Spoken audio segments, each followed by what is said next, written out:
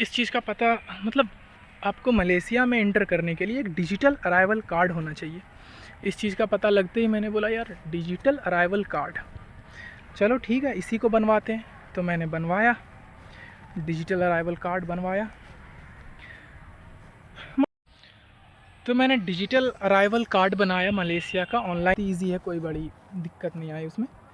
तो बन गया और मैं काफ़ी ज़्यादा अपने ऊपर हंसने भी लगा यार कि जिस कंट्री का वीज़ा इंडियंस को चाहिए ही नहीं, उसके लिए मैंने लगभग 2 बार 2700 करके अपने पैसे डुबा दिए।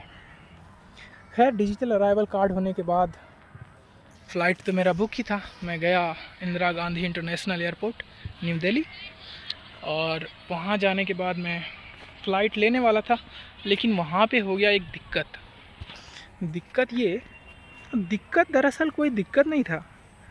मेरा रिटर्न जो फ़्लाइट टिकट था वो दिल्ली नहीं होके चेन्नई था। अब बताओ यार ये कोई दिक्कत वाली बात है? अगर मेरा फ़्लाइट टिकट दिल्ली नहीं होके चेन्नई है तो इसमें क्या दिक्कत है? मैं जाऊंगा अपने उस कंट्री को, मैं लीव तो कर रहा हूँ ना, छोड़ तो रहा हूँ ना उस कंट्री को। भले मैं दिल्ली नहीं आके चेन्नई आ रहा हूँ, उससे क्या है? आखिर मैं जहाँ से जा रहा हूँ वापस आ रहा हूँ, मेरे पास रियल फ़्लाइट टिकट था, कहीं कोई दिक्कत वाली बात थी नहीं उसमें। लेकिन जो वहाँ पे मैं जब गया फ़्लाइट पे जाने के लिए, वहाँ पे ना वो लोग बताते हैं आपको कि वो लोग मतलब एंट्री करवाते हैं बोर्डिंग के समय। तो उन्होंने पूछा कि भाई चेन्नई क्यों, दिल्ली क्यों नहीं? मैंने कहा मेरा मन, मैं नहीं आऊँगा दिल्ली, मैं चेन्नई जाऊँगा।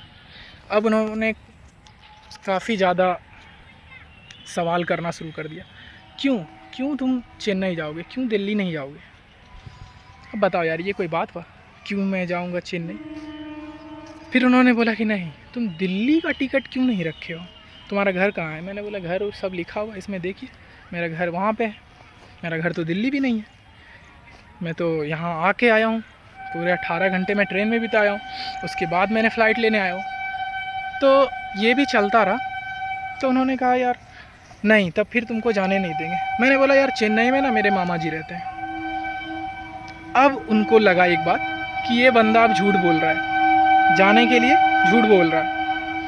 मुझे जो कि पता था कि सच में मेरे मामा जी, दूर के मामा जी, मतलब वो वहाँ पे रहते हैं, ये मुझे पता था। सच में चेन्नई में जॉब करते हैं वो रेलवे में। तो मुझे इतना सा पता चल गया, पता ही था पहले से। तो मैंने उनको बोला हाँ सर ये बात झूठ नहीं है सर, सच है। अब वो बोल रहे नहीं तुम झूठ बोल रहे हो, तुम क्यों जाओगे चेन्नई, यहाँ क्यों नहीं आओगे, हम आपको बाहर निकालेंगे, हम एयरपोर्ट से आपको जाने नहीं देंगे, हम आपको फ़्लाइट बोर्ड करने नहीं देंगे। मैंने कहा क्या फ़्लाइट बोर्ड करने आप नहीं दोगे? क्यों भाई फ़्लाइट बोर्ड करने क्यों नहीं दोगे, मैं फ़्लाइट बोर्ड करने आया हूँ यहाँ। उन्होंने कहा नहीं आप चलो। उन्होंने प्रॉपर एक अपना स्टाफ को बुलवाया, उनकी स्टाफ आई और वो मुझे लेके जाने लगी एग्ज़िट की तरफ। अब गेट का एग्ज़िट के पास में पहुंचा, वहाँ पे थे जो भी सिक्योरिटी में रहते हैं वो थे। मैंने उनको कहा कि सर यार ये बताओ यार मैंने चेन्नई का रिटर्न फ़्लाइट टिकट रखा हुआ है, तो ये कोई इमिग्रेशन ऑफिसर तो है नहीं सर, ये फिर भी मुझे, हालांकि उनके पास ये हक होता है कि आपको वो रोक भी सकते हैं फ़्लाइट बोर्ड करने से, लेकिन मेरा कारण उतना ज़्यादा वैलिड नहीं था उनके पास, फिर भी वो ऐसा कर रहे थे, पता नहीं क्यों, मुझे नहीं पता, हो सकता है उनका कुछ बात होगा। वो बोल रहे थे नहीं तुम झूठ क्यों बोल रहे हो, तुम नहीं, तुम्हारा नहीं है कोई। मैंने बोला सर सिक्योरिटी से कि सर मेरा चेक कीजिए सर सब कुछ सही है, तो मुझे जाने दिया जाए। उन्होंने देखा मेरे डॉक्यूमेंट्स को और कहा हाँ तुम्हारा तो सही है, तुमको क्यों फिर निकाल रहे हैं? तो मैंने बोला सर अब आप ही बताइए क्या करूं। वो बोले कि तुम जाओ एक बार उनके सीनियर से मिलो और उनसे बात करो कि ऐसा क्या बात हो गया, मुझे क्यों निकाला जा रहा है, इसका रीज़न पूछ रहे हैं वहाँ पे, ये इनका रीज़न बताइए इसका, जाके बात करो और वहाँ से जाओ, फिर से हम तुमको चांस दे रहे। मैंने बोला ठीक है। मैं आया, फिर से बोला कि सर कोई झूठ बात नहीं है सर, सच में रहता है वहाँ पे, और मैं चाहता हूँ कि आप मुझे जाने दें क्योंकि ये मेरा ड्रीम है सर इतने दिनों का। और तब तक मैंने डिसाइड कर लिया था भाई चाहे इनके एयरलाइन से जाने दिया जाए या नहीं दिया जाए, मैं दूसरे एयरलाइन लेके अभी दूसरा फ़्लाइट लेके जाऊंगा, लेकिन जाऊंगा क्योंकि मेरा पूरा मन था यार जाने का। वो बचपन का मेरा ड्रीम को तोड़ने वाले थे वहाँ पर। तो हाँ, वैसे तो मेरा ड्रीम है एक लिरिक्स राइटर बनना, और जो कि मैं काफ़ी ज़्यादा दिन, मतलब कुछ दिन मैं मुंबई में भी स्ट्रगल किया हूँ, और वहाँ पे एक बार तो लॉकडाउन लग गया और एक बार कुछ ख़ास बात नहीं बन पाई, मेरा तबीयत ख़राब हो गया, मैं चला आया यहाँ। मतलब मैं चला आया वहाँ से, ये समझिए मेरा थोड़ा कुछ। हाँ, तो अब मैं आ रहा हूँ अपने बात पे। तो उसके बाद मैंने उनको कहा कि सर सच में है। तो उन्होंने कहा कि अच्छा ठीक है, तुम्हारे मामा जी रहते हैं ना, उनका कुछ आईडी वगैरह होगा, वो करते हैं जॉब, अगर तो उनका आईडी मांग लो यहाँ पे। मैं नहीं लूँगा उनका आईडी, बस मैं तुम्हारे ही फ़ोन में देखूँगा, सिर्फ बाहर से देख लूँगा, मुझे तसल्ली मिल जाएगा कि हाँ तुम झूठ नहीं बोल रहे, तुम जा सकते हो। तो मैंने बोला अच्छा ट्राई करते हैं, ये कौन सी बड़ी बात है, क्योंकि मेरे मामा जी तो सच में वहाँ पे जॉब करते हैं, तो हो सकता है कि उनका आईडी वो भेज दें और मुझे चांस मिल जाए, मेरे पैसे बच जाएंगे, क्योंकि पैसा तो लग चुका था मेरा फ़्लाइट का और ये जाने नहीं दे रहे थे मुझे। तो मैंने बात किया, काफ़ी जगह फ़ोन किया उनके पास, उनका घर मुझे लग रहा था पता नहीं ड्यूटी पे है, कहाँ है, फ़ोन उठाएंगे कि नहीं उठाएंगे, लेकिन उन्होंने फ़ोन उठाया, काफ़ी अच्छे से बात की, उन्होंने मेरी हेल्प भी की, उन्होंने भेजा अपना आईडी को। मैं इनके लिए थैंक यू इस बात के लिए कहना चाहता हूँ उनको। अगर आप देख रहे हैं तो आपको बहुत बहुत धन्यवाद, क्योंकि आपने उस दिन काफ़ी हेल्प की थी। और बात उस समय पैसे की नहीं रही थी कि मुझे जाने दिया जाता या नहीं, मैं तो दूसरा फ़्लाइट लेके चला ही जाता। बात उस समय सच और झूठ का हो गया था। मैं बोला था सच में रहता, हमारे मामा जी रहते, वो बोला था नहीं तुम झूठ बोल रहे हो। मैंने बोला अब तो दिखाना ही पड़ेगा भाई, अब तो दिखाना ही पड़ेगा कि हाँ सच है क्या और क्या है झूठ। तो उन्होंने भेजा अपना आईडी, मैंने दिखाया सर, तब तक 1 घंटा हो चुका था, मैंने पहले से ही फ़्लाइट जो है वो चेक इन कर लिया था, ऑनलाइन चेक इन किया था मैंने, और अपना सीट भी 10A नंबर का सीट मैंने चूज़ कर लिया था उस एयरलाइन से। अब सब कुछ मेरा डन था लगभग। तो उसके बाद फिर मैं गया और उन्होंने कहा हाँ चलो ठीक है, तुम्हारा आईडी जब आ चुका है तो फिर हमें कोई आपत्ति नहीं है इसमें। सच बोल रहा था, सच में इनका मामा जी रहते हैं चेन्नई में। तो उन्होंने कहा ठीक है जाओ, तुम अब जा सकते हो, अब जाओ यार, अब जाओ, तुम बहुत देर मैंने तुमको रोका, अब तुम जा सकते हो। फाइनली हमको थोड़ा सा राहत महसूस हुआ उस समय कि हाँ यार चलो, इतना देर के बाद ही सही, लेकिन अलाउ तो कर दिया गया है जाने का। उसके बाद मैं बैठा फ़्लाइट में, अब होती है आगे की कहानी। उसके बाद मैं गया फ़्लाइट में गया यार। फ़्लाइट में जाने के बाद क्या देखता हूँ, मैंने विंडो सीट चुना था। खुद से चेक इन करने का मतलब होता मुझे तो चाहिए विंडो सीट। तो मैंने विंडो सीट, ये मेरा बचपन से मैं हवाई जहाज़ को ऊपर में उड़ते हुए देखता था, तो सोच सकते हो यार एक ड्रीम होता है, मेरा भी ड्रीम था। मैंने अब उस चीज़ को ना, खिड़की से बाहर झांकने का मेरा आदत है, चाहे वो ट्रेन रहे, बस रहे या कुछ भी रहे, खिड़की से बाहर देखना है मुझे, विंडो सीट चाहिए। तो मैंने उसमें भी वही किया था, ऑनलाइन चेक इन किया, मुझे विंडो सीट चाहिए था, जो कि मैंने सेलेक्ट भी कर लिया था। लेकिन भाई जब मैं फ़्लाइट पे अपनी सीट पे बैठा 10A वाली नंबर पे, वहाँ पे विंडो ही नहीं थी यार, मतलब विंडो नहीं था वहाँ पे। वो आगे विंडो था, पीछे विंडो था, वो एक सीट में बिल्कुल विंडो क्लोज था, मतलब विंडो का जगह ही नहीं था वहाँ पे, वो बिल्कुल फ्रेमिंग किया हुआ था, वहाँ पे विंडो नहीं था। काफ़ी निराशा हुआ इस चीज़ को देख के कि यार मैंने खुद से सेलेक्ट किया एक सीट जो कि विंडो सीट था, विंडो होना चाहिए था यहाँ पे, लेकिन नहीं था।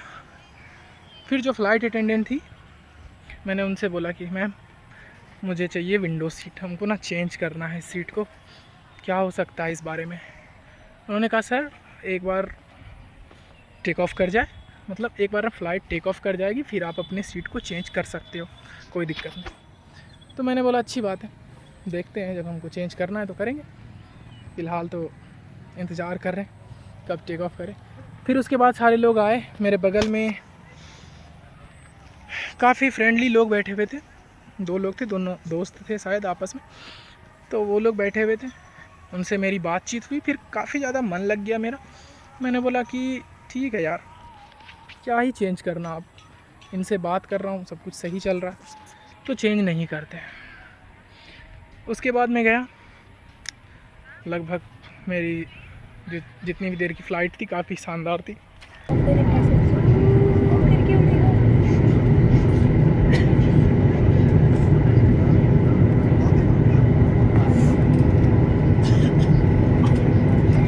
मैंने लिया एक मैगी जो कि वेजिटेरियन, मेरे लिए हाँ ये बड़ा चैलेंज था मेरे लिए कि खाना जो है वेजिटेरियन होना चाहिए, चाहे वो कोई भी कंट्री में जाऊँ मैं प्योर वेजिटेरियन हूँ, मुझे चाहिए वेजिटेरियन फूड। अब ये भी एक दिक्कत आ रही थी शुरू में, मैं बताऊँगा आपको आगे। तो उसके बाद मैं टेक ऑफ किया इतना मेहनत के बाद और फाइनली वहाँ पे लैंडिंग हुई। उसके बाद इमिग्रेशन रहा। इमिग्रेशन सच पूछे तो उतना ज़्यादा प्रॉब्लम नहीं क्रिएट हुआ मेरे लिए, क्योंकि मैं जब गया लगभग सुबह था, अर्ली मॉर्निंग था, पूरा अंधेरा ही था वहाँ पे बाहर। मैं गया Kuala Lumpur international airport, KL international airport पे मैं गया। उसके बाद उन्होंने एक जगह मतलब जाने का इशारा किया, बस में बैठो फिर दूसरे जगह जाओ, वहाँ पे आपका इमिग्रेशन होगा। मैं गया इमिग्रेशन पास, तो काफ़ी उनका ये सवाल था कि मलेशिया आए हो तो क्या देखोगे। अब जो लोग भी बोल रहे हैं कि मैं ट्विन टावर देखूंगा, ऐसे 2 टावर जो रहता है ना कोलालमपुर में है, वो वाला टावर देखूंगा। अब जो भी ये बात बोलता था उनसे वो सवाल करते थे कि यार तुम एक कंट्री आए हो घूमने के लिए, सिर्फ टावर देखोगे तुम? यहाँ एक बिल्डिंग है मालूम, बहुत फेमस बिल्डिंग है, जैसे इंडिया में है ताजमहल। तुम एक कंट्री आओगे, आप एक कंट्री आते हैं तो सिर्फ और सिर्फ ताजमहल देख के चले जाएंगे? कुछ तो और आपको देखना पड़ेगा, कुछ तो और सोचा होगा आपने यहाँ आने से पहले कि सिर्फ टावर। तो मैंने लेकिन इस चीज़ को समझ लिया तब तक कि अच्छा ऐसा हो रहा है क्या। मतलब वैसे भी मुझे तो थोड़ा सा तो आइडिया था कि उस कंट्री में और क्या क्या। मैं गया, मुझसे पूछा क्या देखोगे, मैंने भी वही सेम चीज़, टावर देखूँगा, twin towers, Petronas twins tower. तो बोला ठीक है। और मैंने बोला सर और एक ब्रिज है वहाँ पे, काफ़ी अच्छा ब्रिज है, आपको किसी मूवी सीन में भी वो दिख जाएगा। तो मैंने वहाँ पे ना एक होटल बुकिंग्स करके रखा हुआ था अपना, तो मैंने उस होटल बुकिंग को दिखाया और मैंने कहा सर मैं उस चीज़ को भी देखूँगा, वहाँ भी जाऊँगा। तो उन्होंने कहा ठीक है। और मैंने कहा सर वहाँ पे एक आपने देखा है मतलब बाटू केव्स नाम सुना है? एक बड़ी सी मूर्ति रहती है और एक गुफा रहता है, सीढ़ी चढ़ना पड़ता है ऊपर जाने। मैं दिखाऊंगा आप वहाँ बाटू केव्स के जाने के बाद, मतलब वीडियो में आगे बढ़ने के बाद। तो मैं बाटू केव्स जाना चाहता हूँ सर। उन्होंने कहा अच्छा ठीक है। मैंने 3-4 अलग अलग शहरों में स्थित जो जगह थी उन चीज़ों को बताया कि मैं वहाँ जाना चाहता हूँ। उन्होंने कहा ठीक है, पैसा कहाँ से आ रहा है तुम्हारे पास, मतलब कौन सपोर्ट कर रहा है तुमको, तुम क्या करते हो? मैंने कहा सर मैं तो भी सच कहूँ तो स्टूडेंट हूँ, मैं कुछ करता नहीं हूँ। तो सपोर्ट किसने किया? मैंने कहा सर मेरे मम्मी पापा ने सपोर्ट किया। तो उन्होंने कहा मम्मी पापा ने सपोर्ट किया, तो और कौन है फैमिली में तुम्हारा जिसको कि इस तरह का? मैंने बोला सर भाई में तो मैं ही हूँ, बस अकेला भाई हूँ। तो उन्होंने थोड़ा देर के बाद बात किया, वो भी काफ़ी यंग था, मेरा ही एज के थे, मेरे से 1 साल बड़े होंगे शायद, या तो हो सकता है कि मेरे सेम एज के होंगे। तो वो काफ़ी ज़्यादा बात करने लगे मुझसे। उन्होंने इतना ज़्यादा सस्पिशियस तरीके से, जैसे कि मुझे यहाँ हो रहा था, वैसा उन्होंने नहीं फील किया करवाया मेरे से। उन्होंने काफ़ी स्मूथली बात की और उन्होंने कहा वेलकम टू मलेशिया, आपका स्वागत है, जाइए घूमिए और मेरी तरफ से बेस्ट ऑफ लक है। तो मैंने बोला वाह, इमिग्रेशन ऑफिसर बोल रहा बेस्ट ऑफ लक है मेरी तरफ। मैंने बोला अच्छी सही बात, सही है यार। तो फिर मैं चला गया, एंट्री हुई मेरी। उसके बाद मैं एयरपोर्ट पे ही रहा यार, मेरे पास ना तो सिम कार्ड वहाँ का, ना तो वहाँ का करेंसी, मैंने कुछ चेंज वेंज नहीं करवाया था, कोई भी जो भी एक्सचेंज होता है मैंने ऐसा कुछ नहीं करवाया था। मैं बस डायरेक्ट पहुँच गया था अपना ATM कार्ड लेके, बस सिर्फ मेरे पास मास्टर कार्ड था, उसे लेके मैं डायरेक्ट पहुँच गया था वहाँ पे। मैं सोच रहा हूँ यार कि पता नहीं ATM में मैं डालूँगा तो वो चलेगा कि नहीं चलेगा। और भी सोच रहा हूँ, पता नहीं, होटल बुकिंग्स तो है मेरे पास, लेकिन मैं वहाँ जाना नहीं चाह रहा हूँ क्योंकि वो थोड़ा सा दूर है और कैसे जाऊँ अभी मेरे कुछ भी मुझे पता नहीं है। मेरा मैप वर्क नहीं कर रहा है क्योंकि मेरे पास इंटरनेट नहीं था, वहाँ का सिम कार्ड नहीं था, मेरा तो टावर बंद हो गया था यहाँ जियो वाला। तो मैं यही सब सोच रहा था और रात भी था, धीरे धीरे करके सुबह हुई। तब मैंने सोचा अब यहाँ से चलना चाहिए। मैंने एटीएम को डाला, मतलब एटीएम से पैसा निकालने की कोशिश किया, अंदर ही अंदर बोला यार हो जाना हो जाना हो जाना, पता नहीं मास्टर कार्ड चल तो जाना चाहिए, कहीं अटक ना जाए यार। कार्ड के अलावा मेरे पास कुछ था भी नहीं वहाँ पे। तो फाइनली वो चल भी गया, उसमें कुछ दिक्कत तो नहीं हुई। और चलने के बाद फिर मैंने कलेक्ट किया, उसके बाद मैंने सिम कार्ड लिया। और सिम कार्ड लगभग पड़ा, मैं आपको बता देता हूँ, थोड़ा सा महंगा था, लेकिन ठीक ही था। मेरे पास इंटरनेट का अच्छा खासा उसमें सुविधा था। अभी एयरपोर्ट पे ख़रीदोगे तो कुछ तो महंगा तो मिलेगा आपको। तो मैंने लिया AIS का सिम कार्ड, AIS कंपनी का नाम है। तो AIS का सिम कार्ड लिया, ठीक ठाक नेटवर्क था, लेकिन बहुत ज़्यादा नहीं, बहुत ज़्यादा ठीक ठाक नहीं था। लेकिन जहाँ उनका नेटवर्क है वहाँ पे अच्छा चलता था वो। तो मैंने लिया AIS का सिम। उसके बाद मैंने सर्च किया, तो जो मेरे साथ वाले लोग थे फ़्लाइट वाले, वो लोग टैक्सी लेके निकल गए और मैंने सोचा कि मैं लूँगा ट्रेन। 2 तरह की ट्रेन्स चलती है वहाँ पे, एक तो चलती है ट्रांजिट और एक चलती है एक्सप्रेस। वो दोनों ही ट्रेन आपको सिटी सेंटर यानी KL सेंट्रल तक ले जाएगी एयरपोर्ट से। ट्रांजिट ट्रेन जो है वो 4 से 5 जगहों पे रुकेगी रास्ते में। ट्रांजिट ट्रेन 4 से 5 जगहों पे रास्ते में रुकेगी, और एक्सप्रेस जो ट्रेन है वो डायरेक्ट आपको KL सेंट्रल छोड़ेगी। तो मैंने बोला कि यार मैं एयरपोर्ट एक्सप्रेस लाइन से दिल्ली में एयरपोर्ट गया था, नई दिल्ली स्टेशन से एयरपोर्ट। तो मैंने सोचा कि यार उसी हिसाब से यहाँ इसका भी प्राइसिंग होगा, कितना ही ले लेंगे ये, कितना ही चार्ज करेंगे ये। तो मैंने एक्सप्रेस चूज़ किया, और चार्ज भाई साहब अच्छा खासा 55 के लगभग चार्ज था। मतलब 55 मलेशियन रिंगिट, मतलब समझ रहे हो आप, वहाँ रिंगिट बोलते हैं, वहाँ का जो करेंसी है उसका नाम है रिंगिट। तो 55 रिंगिट, और एक रिंगिट लगभग 18 से 19 और 17, 18, 19 के बीच में चेंज होता रहता है। तो 17, 18 मान के चलो, तो एक रिंगिट उतना 55। अब आप बताओ, लगभग उतना ही चार्ज था। अभी मैं कंफर्म नहीं, मैं लिख दूंगा देखने के बाद, मेरे पास है। तो उसके बाद मैं वो ट्रेन लिया, और काफ़ी ज़्यादा शानदार नज़ारा था। हाँ, वीडियो थोड़ा इस तरह फ्रेम में है, वो ऐसे भी घूम जाएगा, आप टेंशन मत लेना। आगे चलने के बाद मैं बस कैजुअली पहले रिकॉर्ड कर रहा था।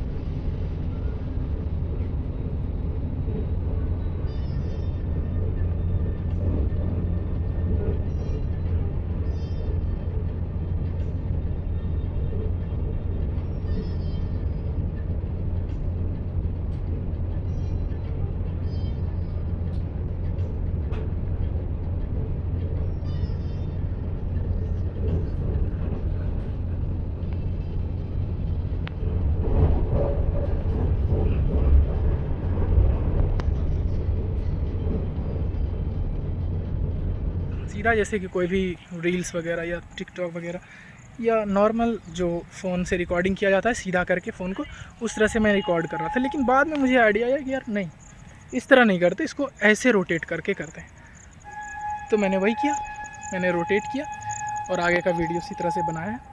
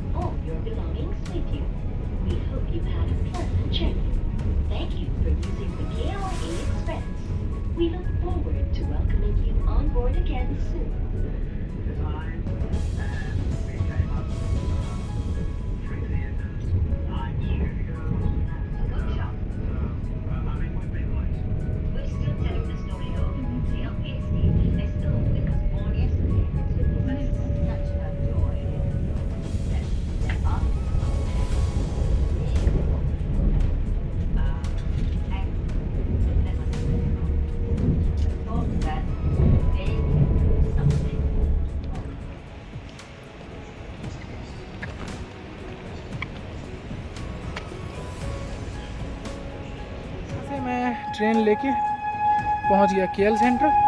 अब केएल सेंट्रल के आगे का बात आगे का वीडियो में बताऊंगा मैं। तब तक के लिए बाय, मिलते हैं अगले वीडियो में।